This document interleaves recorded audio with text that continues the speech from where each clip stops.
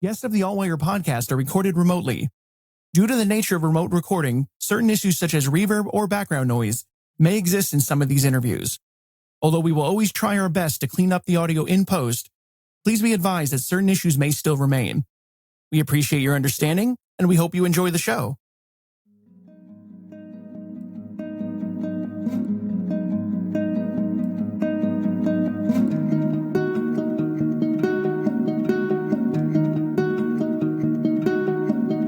You are listening to the Altwire Podcast, where we feature candid interviews with some of the hottest names in the entertainment industry. Get ready for your host, Derek Oswald. Hello, everyone, and welcome to the Altwire Podcast. My name is Derek, and I am super excited about our guest today, Richard Patrick of the rock band Filter. Filter was actually the first band that we interviewed on Altwire back when we opened up in 2013. It is super awesome to be able to catch up with Richard and see how things have been over this last decade and how he feels that not only his music has changed, but how he feels that the country has changed as well. I'm excited for you guys to listen in. So without further ado, let's get started. Hey, thank you so much for joining me today, Richard. How you doing? I'm feeling fantastic. Thank you for having me. With this new album that's coming up, it's kind of gone through a long and arduous journey. It started in 2018, probably went through about 3 or 4 different name changes. Yeah. To get to the point of where it is now. Can you talk about the last couple of years and working on this record and what it was like? Well, the reason why it took 7 years is because I took a side hustle. I have a side hustle. It's doing movie scores. And I did the second with Ryan Phillippe. I did Dark Crimes with Jim Carrey. I did The Chariot, Thomas Mann, and John Malkovich. And and a few more. And that eats up a huge section of your time. So that was one of the reasons why it took 7 years. But I don't know why I changed the name so many times. I guess I was just thinking out loud. Yeah. Like, what do you think of this title? I think I'm going to call it They Got Us Right Where They Want Us, at Each Other's Throats, and about 6 months ago, I was just like, you know what? I don't want to call it that. It's too long. I'm going to have to start over with a brand new name, and I'll call it The Algorithm, because that made the most sense to me, Now, over that time, it also went through a few iterations as well. For a brief period, you were also working with, I need your help pronouncing his last name. Brian Leeskang. Yeah, so Brian helped me do 4 songs, 2 of which have already been released as singles, Thoughts and Prayers in America. And then he helped me with a song called Summer Child, and then a song called Command Z. He was mainly his lyrics, he's an insane lyric writer. So he did work with me again. Then I worked with a new kid by the name of Zach Monowitz, who's an amazing guitar player, who's crazy. Just look him up on Instagram. He's insane. And then I worked with Johnny Radke and my bandmates, Bobby Miller and Elias Mullen. Also, Sam Tenez helped me with 2 or 3 songs. And then Mark Jackson and Ian Scott helped me on the song Obliteration. So I've had a lot of help, but I've also enjoyed being in my studio and kind of manhandling everything and kind of tearing it apart and putting it back together to see how it sounds with a little bit more of my identity. Because that was what was missing with the last, like Crazy Eyes. I really relied heavily on a producer to kind of help me do it. And I wasn't as heavy-handed as I normally was with the other records. And I think that's what the difference is on this album, is that it sounds like it came after Amalgamut, the original 3 on Warner Brothers. It feels like Short Bus, title of record, Amalgamut, The Algorithm. You know what I mean? It feels like the 4th from that early period of my career. I'll agree.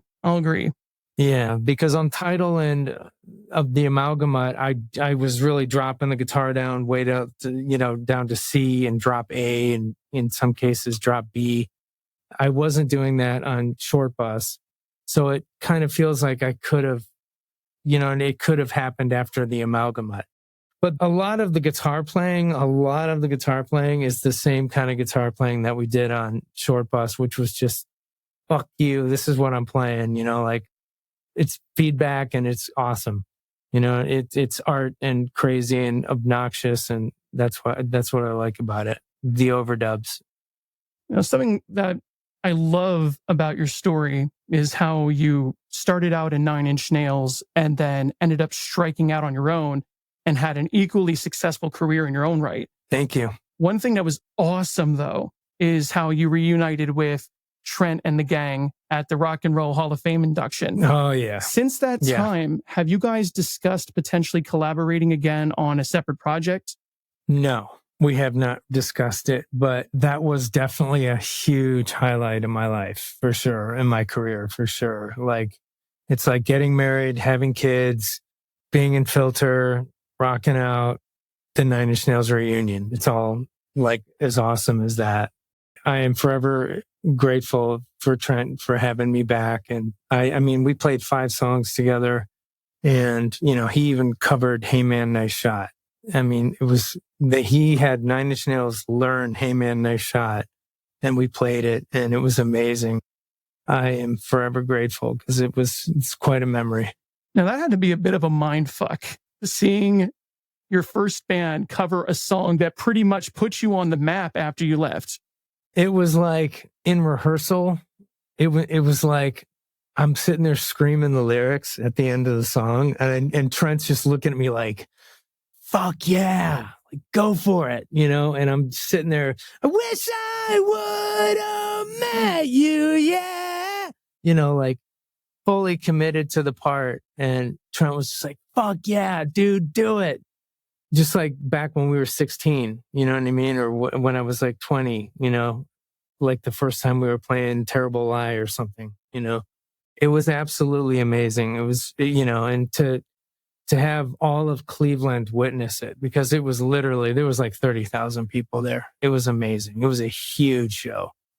I literally walked out and the crowd was in just total chaos, like fully like, holy shit, it's Richard Patrick, And I was so emotional by it that I was like crying, and I started to sing and I was way off pitch, and I was just like, oh my God, what is happening?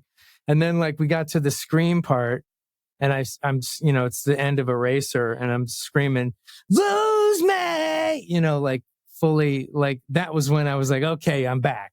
No more tears, no more crying like a bitch.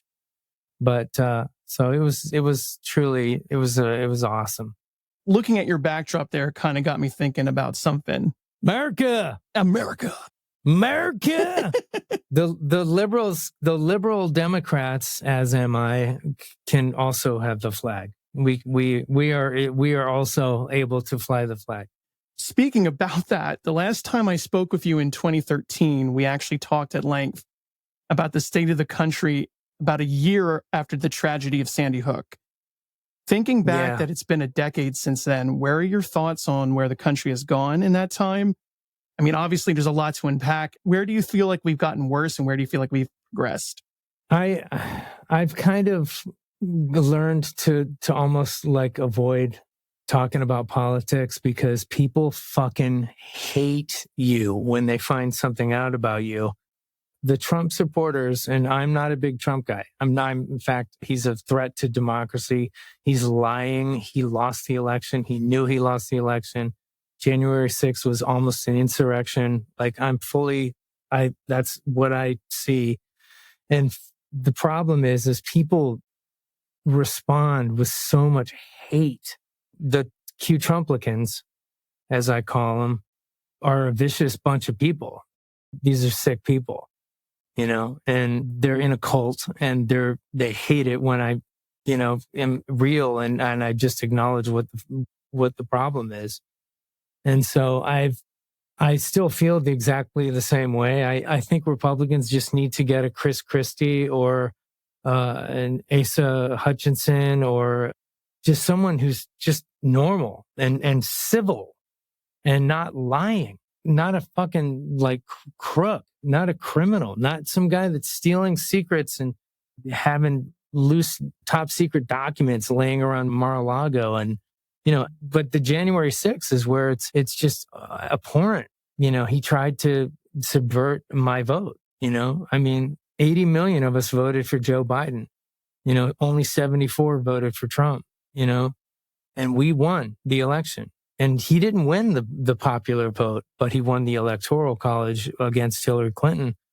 But no one likes him, and if you're a Trump supporter, bless your heart. I wish you well. And I really hope you understand that you're on the wrong side of history, because he's fucking lying to you. He's lying to you. And it absolutely drives me crazy, because my political journey has been a bit of a weird one. I grew up in a very conservative household. And so obviously growing up, that was where my views were and everything else. As I got older, and around the time of Obama, I started to, do a slight shift towards the center and then more towards the left.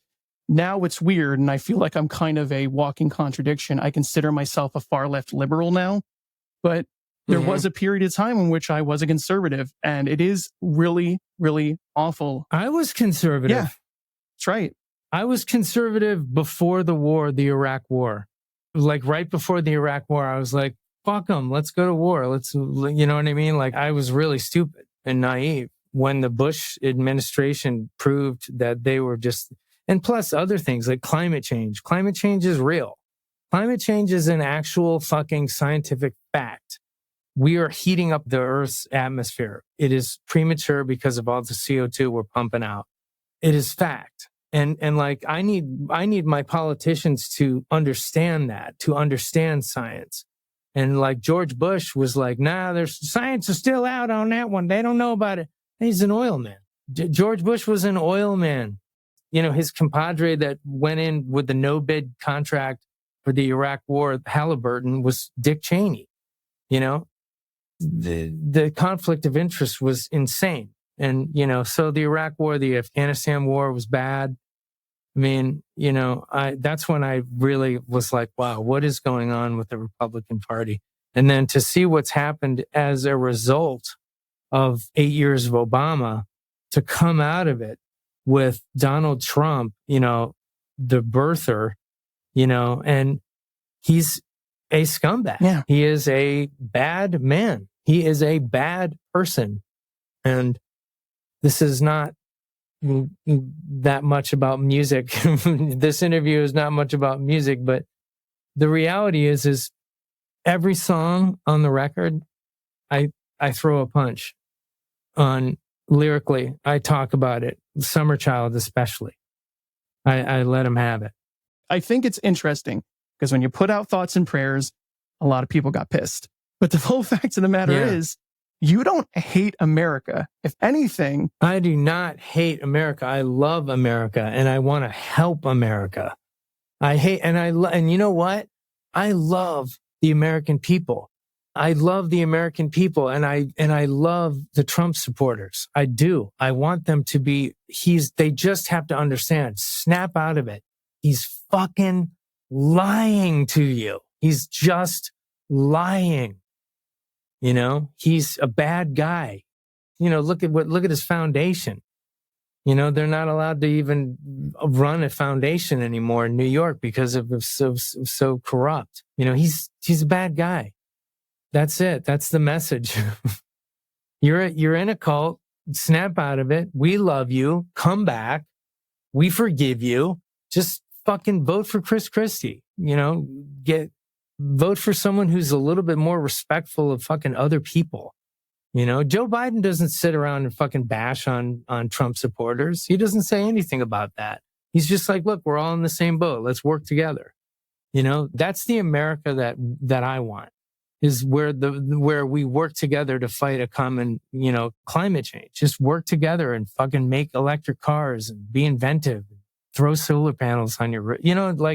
That's the next big crisis is climate change. It's not, I mean, shit, it's so easy. Obviously, you have fans from both sides of the spectrum.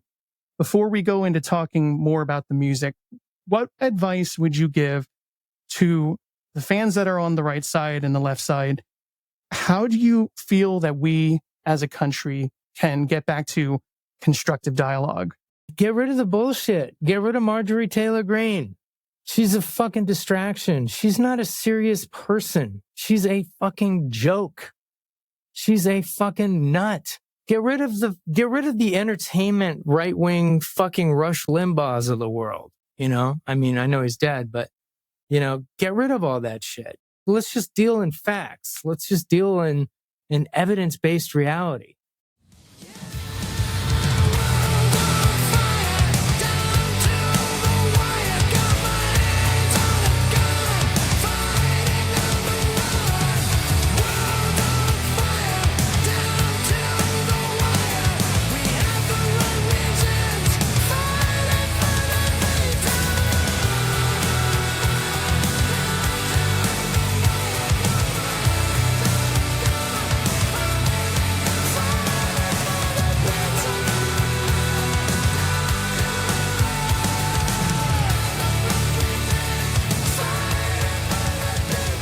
Now, one thing that I'm curious about, and this will transition into the music, you worked with Brian on the record, but then shortly during the lifetime of this record, it was reported that you guys weren't going to continue to work on the album together. Was that a organic decision, or did you guys just not have the same artistic vision on the album? No, I invited Brian to finish the rest of the record, and he just kind of disappeared. And that's kind of who he is. He's a very strange person, and he just kind of disappeared one day. Have you heard from him since then, or should we send out a rescue crew? No, I mean, his lawyer called me, and that was pretty much the end of it. It was like, hey, okay, cool. Where is he? Oh, he's headed to London. Okay, cool. Live in London. You know, like, it was weird. Strange. When he disappears, he disappears. He's not on Facebook. He's not on Instagram. He doesn't post anything. It's like he just disappears, you know? So I just have to kind of let it ride. And musically, talking about Short Bus and this album as well, you famously have used a drum machine on quite a number of records. How do you approach mixing samples from a drum machine as opposed to actual drum track stems? Is there a different way to get it to fit in the sound? Oh, yeah. There's all sorts of, you know, samples and loops and stuff like that. You can compress it and tweak it and manipulate it any way you want in a computer or just with like analog gear or whatever. But the most important part is using it artistically as like, does this help the song? Like, is this drum loop going to be cool? Or maybe should I get a real drummer and have him just go balls out and go crazy? That's why this record doesn't follow necessarily Short Bus, because I used a drummer on pretty much every song. Elias Mullen played drums just like Steve Gillis played drums on Tidal and Amalgamut. Elias Mullen played drums on this record, and it's, you know, it's real drums. So that's why it's more like Amalgamut and less like Short Bus. Because we were definitely, Elias and I was like, here, let's just use V drums from Roland. Let's use V drums with like samples, because that'll sound industrial. But the more we did that, where it sounded like, are we just trying to sound like a real drummer who's using samples? You know what I mean? Like, and so it was, they convinced me, Brian Virtue and Elias Mullen convinced me to go into a studio for a couple of days and let him just whip up some drums, and he blew me away. And the drums sound amazing. And yeah, there's samples. You know, like some of the snare drums, we added a sample on top of it to make it sound even bigger. You can layer different sounds together and 2 or 3 different kicks if you wanted to. You can do whatever you want. I mean, it's amazing.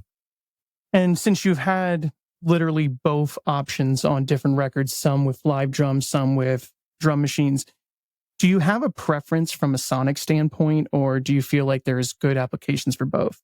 I think for Filter, it's a hybrid.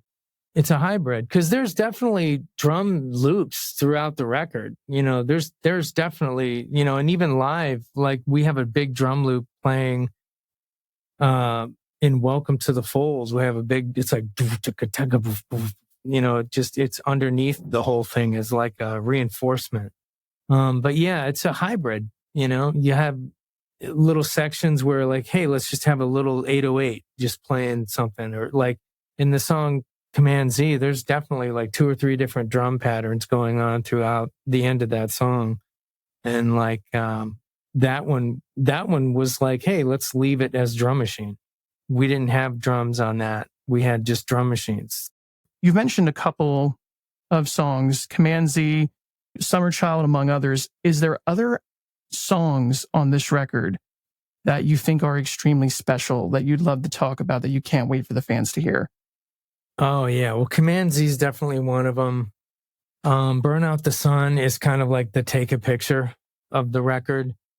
There's a lot of good stuff. The song that starts the whole record off is called The Drowning. And it's about my friend who's literally drowning in alcohol. Like, he cannot stop drinking. It is horrible. And he gets the first song on the record. And The Drowning is just a perfect first song because it's got a verse, a chorus, and then boom, it goes into this big outro, this big like vamp and just a jam section. And I love doing that. And we do it 2 or 3 times on the record. Yeah, Up Against the Wall is amazing. Obliteration's Out. Everybody loves that one, I think. Then there's Say It Again. Those are the Zach Monowitz songs. Say It Again, Up Against the Wall, and For the Beaten is another song I'm really proud of. That's been out for about 6 months. It's awesome. I'm really super proud of this record. It's really good. I agree. And I like how it does seem to, like you said, be a mixture of those first few records. There's different aspects of your sound all over the record instead of just trying to chase one particular sound. But one question that I have for you, what is one album that you feel is criminally underlooked by either critics or your fan base? What is one album that you feel is underappreciated that needs more love? I think The Trouble with Angels was definitely one of my, like, I go back and I listen to it and I'm like, damn, this is a good record. The song Drug Boy is awesome. It's just like, come along, Sally, 12 hours of acid. Like, I love it. Can you tell that this is the microphone I use when I sing? Yes. Because it's the microphone that I use when I sing. And what I love is that every single time you've quoted a lyric, you've been like perfectly on pitch. Like perfectly on pitch, man. I'm just going for it. I'm in a really good mood, because the record's coming out and we're going on this Rob Zombie tour that's going to be amazing. And it's just going to be like super fun the whole time. Yeah. Looking forward to it. I'm just in a good spot. Yeah, man. And I freaking love the songs that I heard. I didn't get a chance to listen to it all the way through because I was listening to it while coming up with questions and I'm like, oh shit, I got to get on the interview soon. So no, it's fine. But definitely check the whole thing out as like a piece of music. Like give yourselves 43 minutes and crank it in your headphones. This record is a fully like realized journey. All the artwork is about an astronaut. Like the astronaut essentially comes back to Earth to find it completely destroyed and apocalyptic. And along the way, he meets a girl. He meets the little girl that has the cat in the obliteration video, or he'll meet some other survivors somehow. But the whole record is that he kind of disses on the people that did this to the planet. He kind of goes off on them. And then by the end of the record, when you get to this song called Command Z, it's literally the chorus goes, that's why I want to be. That's why I want to be high as a motherfucker. Yeah, high as fuck.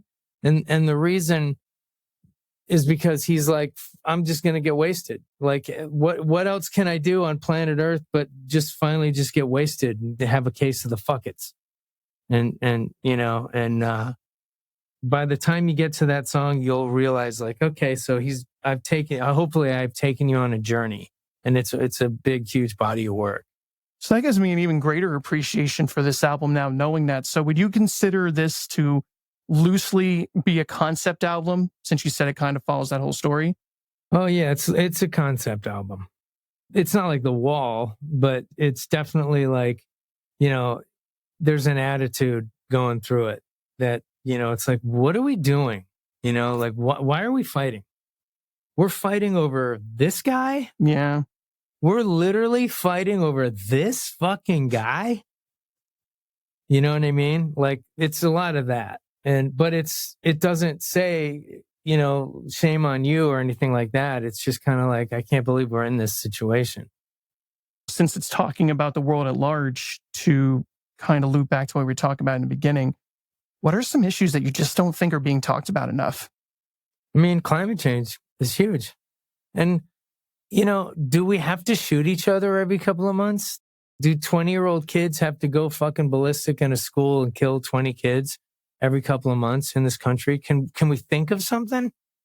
Can we think of something? What is it about these kids? Oh, they all seem to have AR-15s, right? They all seem to have those, and they get them legally. And they get them legally when they're 18, and they go into fucking high schools, Uvalde, Sandy Hook, you name it. It's all the same. It's always the same gun. It's always the same. It's always a disgruntled loser who's got to do it. Why can't we separate the losers from the guns? But that's a huge issue. That's a huge issue. That's not little, And you don't even actually have to be 18 anymore. I saw something that absolutely blew my mind the other day, and I looked at it to make sure that it wasn't just some elaborate Photoshop or some hoax. There was actually a company out there that made something that they called the JR-15, which was literally a real... The Junior. Yeah, the Junior. Literally made to be a real AR-15 for little kids. They tried to make it cute with little skulls on it and everything. And then after people got disgusted about the skulls and they're making it cutesy, they're like, oh, we're just going to make it look like a normal gun. My thing is, why are we giving guns to kids? It's like, are we setting them up for the war against China or the war against Russia? Like, what are we doing? Creating soldiers? It's so un-American. You know what I mean? America is an amazing, smart, creative, innovative place. Think of all the things that were invented here. Yeah. Think of all the inventions. It is a place of science, knowledge, and technology. It is not just about ding-a-lings running around with fucking shotgun. It is not. The Second Amendment is not America. It's part of it. And it's being abused by Neanderthals who just want to kill people because they're bored or they're insane. It's wild. And we're having such a mental health crisis in the United States as it is, especially in the wake of COVID. Everybody's kind of going a little bit crazy. Things are stressful. The world's going to shit. Last thing we need is to get these guns in the hands of people that already aren't there mentally and are looking for a way out. And unfortunately, the way they choose to get out, rather than get help, they choose to, basically take out other people before taking out themselves. And it's horrible. They want to go out with a bang and they want to do their thing and they're crazy. It's bonkers. How have you handled your own mental health? My higher power in life is science, technology, knowledge is power. You know what I mean? And I confronted it with the truth. Like, the truth of the matter is I don't drink like normal people. I don't smoke like normal people. I smoke 4 packs a day if I smoke. Yeah. I drink a case of beer if I'm left to my own devices. I will take any drug, right? Mm-hmm. So I had to fully acknowledge that, dude, you get on a bender and you go absolutely apeshit and things fall apart and you get arrested. I'm allergic to alcohol and I break out in handcuffs every time. So that was number one. Number two was, okay, so how do I deal with this? Well, there's definitely ways. There's rehab, there's psychologists, there's psychiatry. And psychiatry is really good for other things that I have problems with. But I confronted it like, those are the most important things I can do is literally go. I just quit the tour. I threw hundreds of thousands of dollars away on a tour and I went straight into rehab. And I told everybody, like, I'm doing this for the next year. Like, leave me alone. I'm just going to be sober for a year and I'm not going to do anything. And it was costly and expensive and it cost me a lot of friendships and everything else. But it was the most important thing that ever happened to me. It was the quintessential fight of my life. It was my algorithm. This math equation that is to compute, the math equation was my mental health. And so the problem with Chester and the problem with Chris Cornell and Scott is they would relapse. It's within those relapses that they did the crazy shit. And they died an alcoholic suicidal death. And it's because of the relapse. And that knowledge, that relapsing is absolutely a death sentence. And that's how I look at it. Because those guys are dead, I'm looking at what their results were in their lives. And I have sworn to myself that, like, there's no drinking anymore. There's no pot. There's no more booze. There's no more drugs. It's over. Like, and I have to live in that fact-based reality of that I can never use again because I'm an addict, period. And once you make that jump, like when I went into rehab, I was like, get a good look around, bro, because this is the last time you're ever going to be here. Good. Like this is the first and last time you're ever going to be here, period.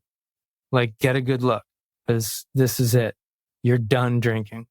And that's what I had to tell myself when I went in. And literally, I mean, I was waking up at 7 a.m.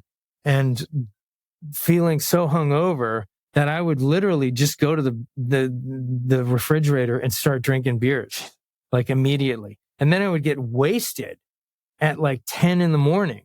And then I'd pass out and I would sleep until like 5 and I'd wake up so hungover that, like, I literally couldn't do anything. So I would waste like day after day after day after day, because then I would feel better.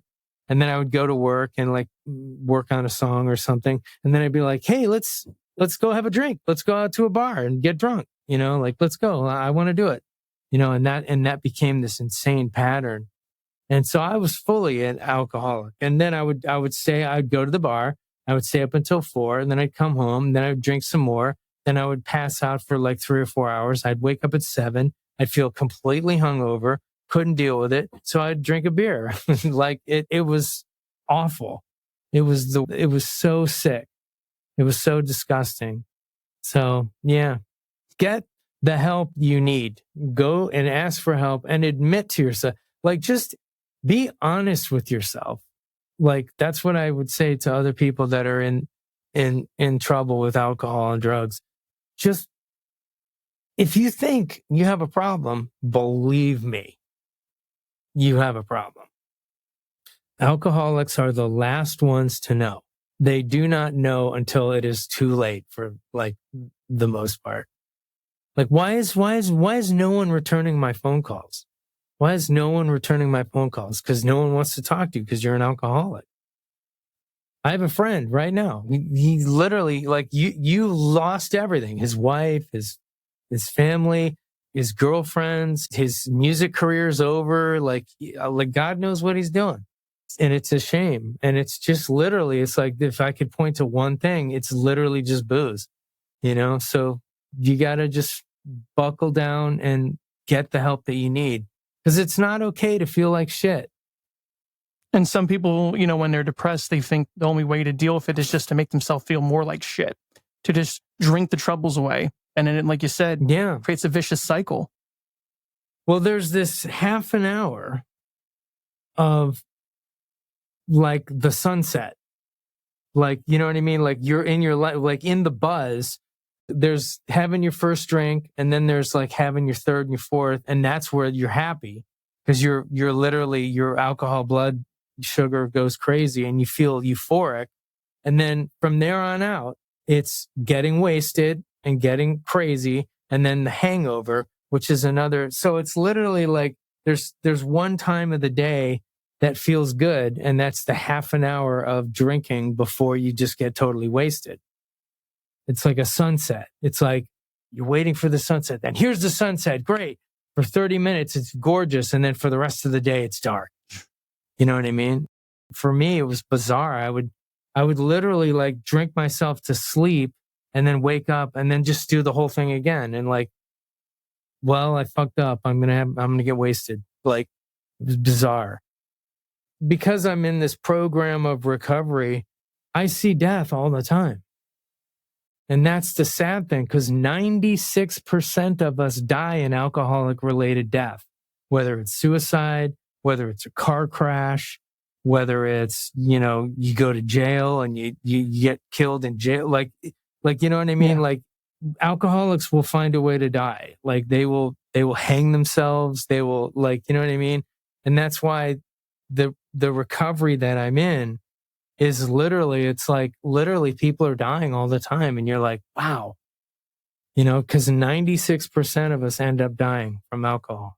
And I want you to be that 4%, brother. We need you around, man. Yeah. Well, for 20 years, I've been in the 4%. Good. For 20 years. And I take it one day at a time, because tomorrow I could go off and drink and get totally sick and, you know, drive off the side of the road and get hurt. Yeah. It could all end with one sip. So I just keep it, that knowledge. That's it. Like I can never drink again. I just have to live with that. And I can. And there's so many people. And it's weird because like normal people, like my wife is a normal person. She can have a drink and then never drink for like 6 months. And like, oh yeah, maybe I'll have a little wine with dinner. And she has a little wine. I'm like, you going to finish that? She's like, no, I'm good. What? You're like, how can you not finish you know that? What I mean? You know? How can you not get wasted? You know what I mean? Like, and knowledge is power. So I just make sure that my kids are aware that there's this gene that could be inside you that might lead you down a road of darkness, and, you know, just avoid it. Just avoid it. You know, that's all I can do. So important to pass these lessons on to our children. Just to each other. Yeah, to each other too. Because the other thing that's amazing about recovery is online, the social media. Like I get direct messages from people all the time that are like, I heard your story and it made me think, you know, that I should quit drinking, or I'm going to go to rehab, or what, like, and I'm doing really well. Thank you for that little inspiration that you gave me. Like that's all I can do is by being honest. I've actually, I think I've helped people to find their sobriety. So that's huge. And obviously this is one of them, what we've been talking about, but what are some other big lessons that you've learned either through your career or your lifetime that you would like to share? I think one of the biggest things that I've learned recently is just, if you are a good person and you try and do the next right thing and you try and be happy, that like everyone around you loves you. Like if you can be a confident, happy person, even when you don't want to, even when you want to complain or you want to just, fuck it, I can't believe this is happening, blah, blah, blah, blah, blah. Get me blah, blah, blah on the phone and we're going to talk, yeah. You know, like if you can avoid being upset and in pain in front of other people and like try to spread happiness and a little bit of joy, like it comes back. It literally comes back. And I'm 55 and I'm just realizing that. We need to start treating moments in our life more like experiences instead of annoyances. Like there are so many little things in our lives that we can focus on that can annoy us or frustrate us, or we can be impatient about something, or we can get on the phone and yell at someone like you were saying. But the fact of the matter is if we learn to kind of just enjoy life and enjoy each moment, things get so much better. And it's something I've been working on. So like in my world, my atheistic world that I live in, the minute you're dead, the minute the blood stops flowing in your brain and you become unconscious and then you die, it is over. Like it is over. I don't know about all the clouds with the people with the harps and the angels and stuff. Like, I don't think so. Like in my assessment of what's going on and with science and technology and my higher power being knowledge and science and technology, like this is it. Like this is it. We are alive on this tiny little planet in the middle of a solar system in a not so big part of the galaxy, in a not so grand place in the galaxy of 400 billion stars in this galaxy, the Milky Way galaxy that we're in. And like somehow we're alive. And if you think about it, the trillions of sperm and that one egg, we're all lottery winners. Like we fucking, like the odds of us being born from that are 1,000,000,000 to 1. And we're here and like, it's our earth and it's our planet and we know what it is. We're conscious, and we know our place in the galaxy. We know our place in the universe and we're all here together like fucking kumbaya, brother. Like, you know what I mean? Like find the joy.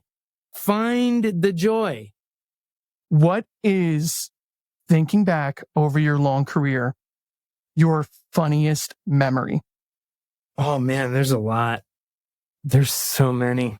I think one of the funniest things was when Trent and I got kicked out of the club that we played and were thrown on the ground like they do in the movies where they toss you into like the garbage in the alley, you know, outside the club. Trent and I were breaking beer bottles and like fighting this is when drinking was fun and it was cute. And, you know, a couple of 23-year-old kids are getting lit up and having fun. And, you know, and Trent and I, we had just played, Nine Inch Nails had just played the show in Pittsburgh. They turned the club into a disco after. So we played at like 9:00 and then they kick all the fans out. And then they turn the club into a disco at 11. And like everybody has to come back in. But like we were like, wait a minute, we're still here. Like we're not leaving. So we just sat around and got wasted in the bar when they had the disco going on. And we were trying to like, if you hold a beer bottle and if you hit another beer bottle, you can literally hit it in such a way that the bottom blows out. And like, it's a perfect circle of glass that just like, and like the whole beer falls straight out. And we kept trying to do it to each other.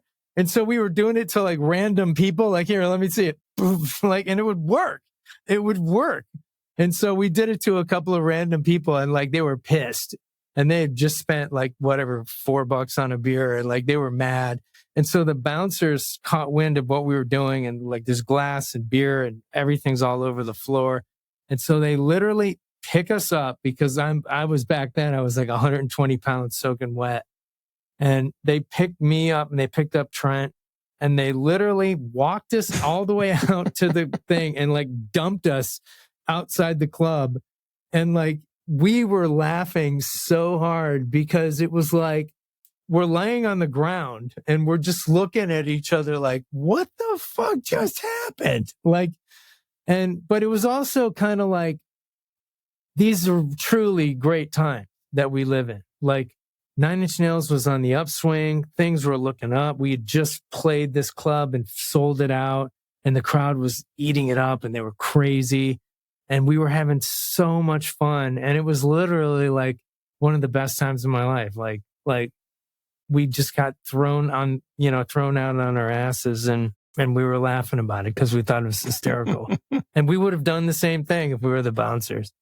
It was a good time. Oh my God. I'm just laughing, just picturing it, just imagining young Trent and young you just going around. breaking people's beer bottles. And, being so drunk, you don't realize you're pissing people off and them just going, what the fuck? Yeah. We were bad. We would get in trouble, good trouble all the time. We would get into trouble all the time. Well, man, just like it was 10 years ago, it's been an absolute pleasure to speak with you. I just want to wrap things up by just basically asking, is there anything else you would want to share with your fans that have listened this far? I love you. Thanks for being there for me. My family is awesome and you've helped raise them. And I appreciate you. Beautifully said, my man. Well, hey, thank you so much for joining us today.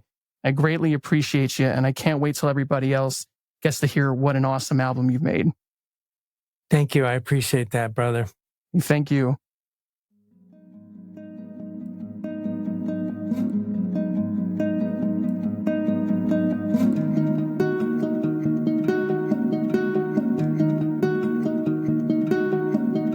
That brings us to the end of this episode. If you like what you heard, please feel free to give us a review on your DSP of choice and stay tuned for more episodes as they become available. My name is Derek Oswald, and thank you for listening to the Altwire Podcast.